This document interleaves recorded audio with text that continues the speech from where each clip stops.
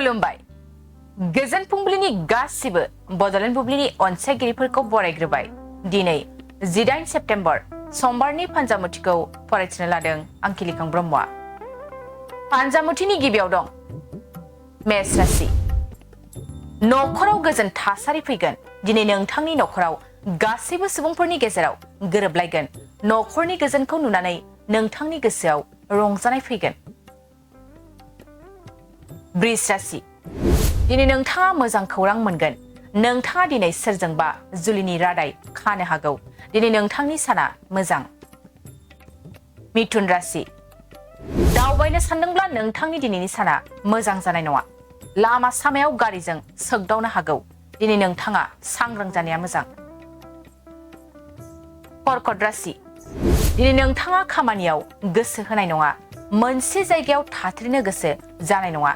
नोंथाङा दिनै गावनि गोरोन्थिनि थाखायनो मोजां खामानिखौ खोमाना लागोन। सिंह राशि। नोंथांनि नखरा दिनै गोथार जागोन। नखराव फुजा होयोब्ला दिनै नोंथांनि नखरा गोथार जागोन। कन्या राशि।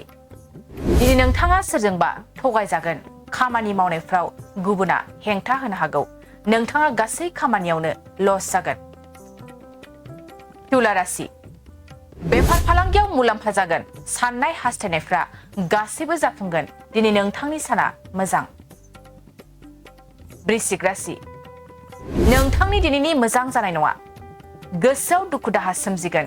गावनि मोजां मोनलायनायजों दिनै गावस्रालायनो हागौ।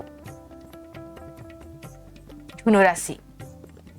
खामानि मावनायफ्राव गोसो होगोन। नोंथांनि मोजां मावनायखौ नुनानै गुबुना बाख्नायगोन। दिनै नोंथाङा गुबुननिफ्राय मान मोनगोन। मकर राशि। दिनै नोंथाङा खेला दुला गेलेयोब्ला देरहानो हागोन। खामानिफोरखौ गोसो होनानै मावगोन। गावनि मोजां खामानिनि थाखाय मान बान्था मोनगोन। कुम्भ राशि। नोंथाङा दिनै गावनि लोगोजोंनो नांलायनाय जागोन। लोगोजों नांलायनाय खांनायनि उनाव गावनि गोसोखौ दुखु मोनगोन। नोंथांनि दिनैनि साना मोजां जानाय नङा। मीन राशि। नखराव दावराव दावसि जागोन। बिसि फिसायनि गेजेराव नांलायनाय जागोन। नखरनि सोरजोंबा सोमोन्दो गावस्रानो हागौ। दिनै सानसेनि राशि फरायथिनायाव एसेनोसै। आसा खालामो नोंथांनि दिनैनि साना मोजाङै मोजां थांगोन। बेखौ बड'लेण्ड बुब्लि नखरनिफ्राय मिजिंथिबाय। गोजोन्थों।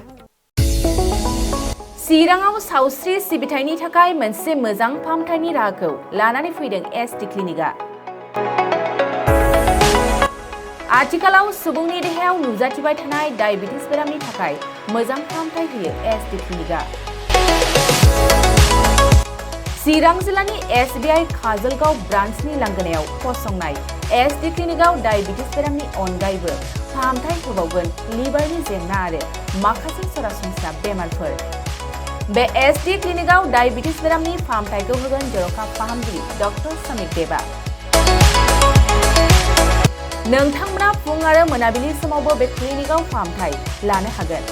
डक्टर, लेबरेटरि, मुलि, ECG सिबिथायनि खाबुफोरखौ बे एसटि क्लिनिकआव मोनजोबगोन।